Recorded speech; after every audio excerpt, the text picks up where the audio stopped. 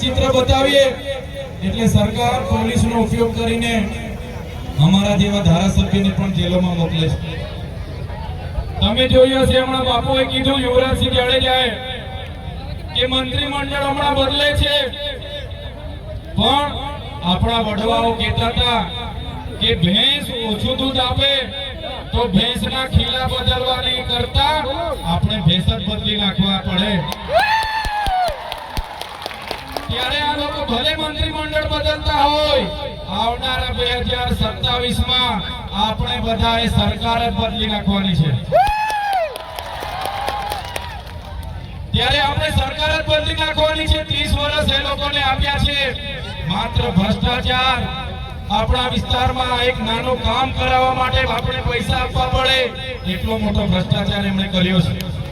એ ઉજાગર કરી એટલે અમારા જેવા નેતાઓ પર પોલીસનો ઉપયોગ કરીને ખોટા કેસો કરવામાં આવે છે। તમે જોયું હશે હમણાં એટીવીટીની યોજનાની મીટિંગ છે એમ કરીને અમને બોલાવ્યા।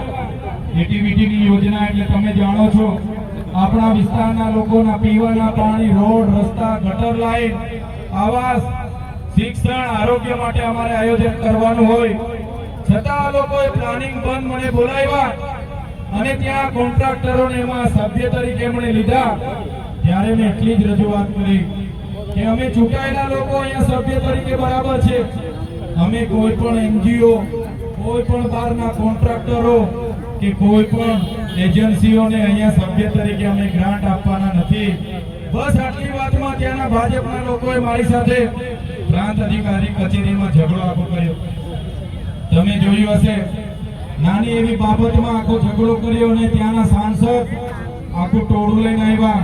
આખા જિલ્લાની પોલીસ એમના ગૃહમંત્રીએ મોકલી આપી અને મને તાત્કાલિક ધોરણે એરેસ્ટ કરી લેવામાં આવ્યો, મારી ધરપકડ કરવામાં આવી।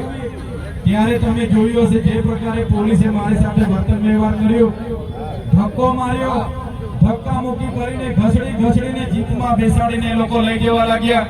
મારા પરિવારના લોકો મને મળવા માટે આવ્યા, મારા સાથી આગેવાનો મળવા માટે આવ્યા, પણ ભાજપના નેતાઓ એમના ગૃહમંત્રીનું પોલીસ પર એટલું બધું દબાણ કે આખી